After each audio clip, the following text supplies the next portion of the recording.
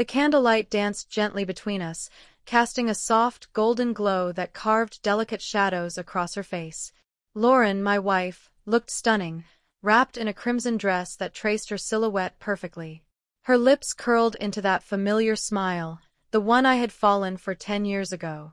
But tonight, I saw it clearly for what it was: practiced, hollow, a lie. We were tucked into our usual corner at Marcel's, the cozy little place we always chose for anniversaries.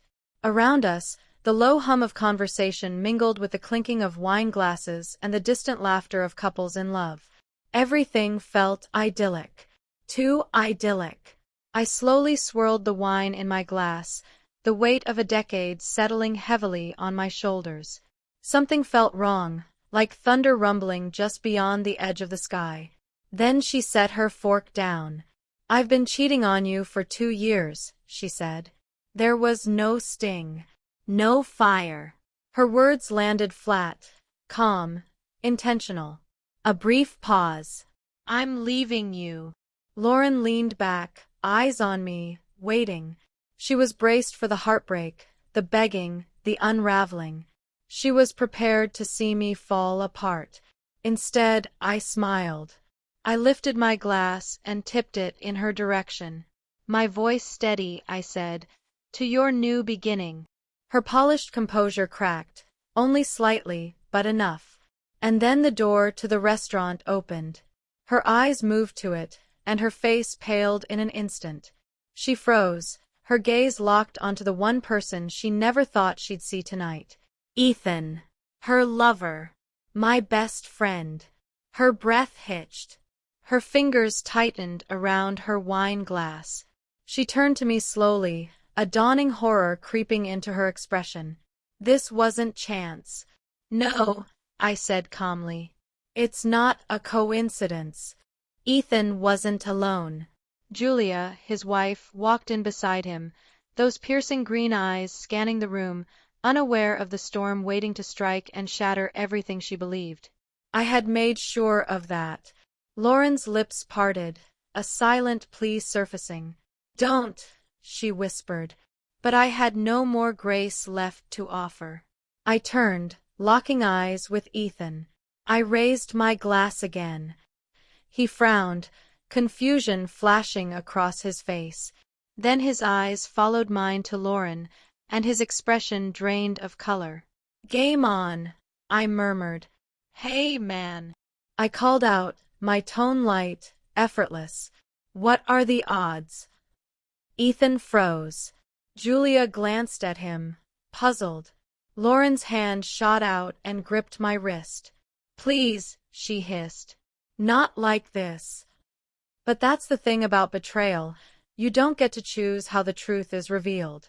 I clasped Ethan's hand with slow, deliberate control, drawing out the moment. "What are the chances, huh?" I said casually. "Lauren and I were just having an anniversary dinner." Julia's face lit up with warmth. "Oh, happy anniversary," she said, genuinely cheerful. Lauren, however, looked like she wanted to disappear beneath the table. Ethan's palm was damp. He was already starting to crumble. "Thanks," I replied, letting go of his hand. "Though, it's gotten a bit awkward now, considering Lauren just admitted she's been having an affair with my best friend for the past 2 years. Silence. Lauren sucked in a breath. Ethan's jaw dropped. Julia blinked, frozen, as the words hit her like a slow-acting toxin. "What?" she breathed, turning toward her husband. Ethan's lips parted, but only a dry gulp escaped. Panic distorted his features. "Go ahead," I said, my tone calm but commanding. "Tell your wife how long you've been sleeping with mine." Julia's hands shook. Her gaze bounced between the three of us, searching for an exit from the nightmare unraveling in front of her, but there wasn't one. Lauren's nails dug into my wrist. "You don't have to do this," she whispered, her voice cracking. I turned to her, letting a slow smile stretch across my face. "Oh, sweetheart," I murmured as I leaned in, my breath grazing her ear. "I've wanted to do this."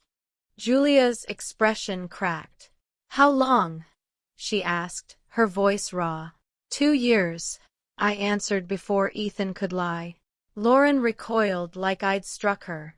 Julia's breath caught in her throat. 2 years. Ethan reached for her arm. It's not what you think, baby. I can. Don't you dare call me that, Julia snapped, yanking her arm away. Her voice trembled with rage, not grief. A storm was coming. Lauren pushed back her chair abruptly. We should go, she said, barely holding it together. I chuckled, the sound low and bitter. Oh no, Lauren. You don't get to run. Not now. Please, she whispered, her bravado shrinking.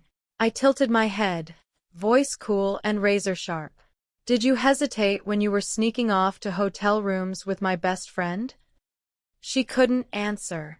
Julia let out a bitter laugh, broken and sharp. I stayed up at night worrying about our future, Ethan, you. And all this time you were screwing her behind my back. Ethan winced. It was a mistake. No, I cut in. A mistake is a one-time lapse in judgment. 2 years. That's a lifestyle choice. The restaurant had gone silent. Every conversation had stopped. Every eye was on us, watching a beautiful mess burn in real time. I slipped a small black box from my jacket and set it on the table. Lauren's eyes widened. She thought it was a ring. It wasn't. I flipped it open, revealing a flash drive. Everything's on here, I said. Reservations, text logs, photos, you name it. Ethan swore under his breath. Julia reached out, her hand trembling, and took the drive. This is real, she whispered, almost to herself. Very real, I said. Lauren lunged across the table, trying to grab it, but I caught her wrist midair, my grip unyielding. Don't, I warned. Her eyes welled with tears.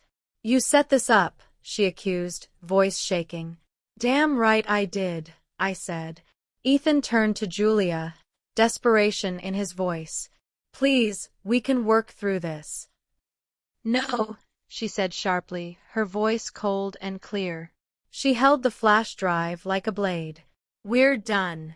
Lauren turned to me, clinging to hope. And you? She asked softly. I exhaled, straightened, and looked her in the eyes. Oh, Lauren. I leaned in one last time, my words final. You left me the moment you let someone else touch you. I picked up my wine glass, feeling the cool weight in my hand. I raised it slightly. To freedom, I said, toasting the ashes of everything we had. Lauren's lips quivered.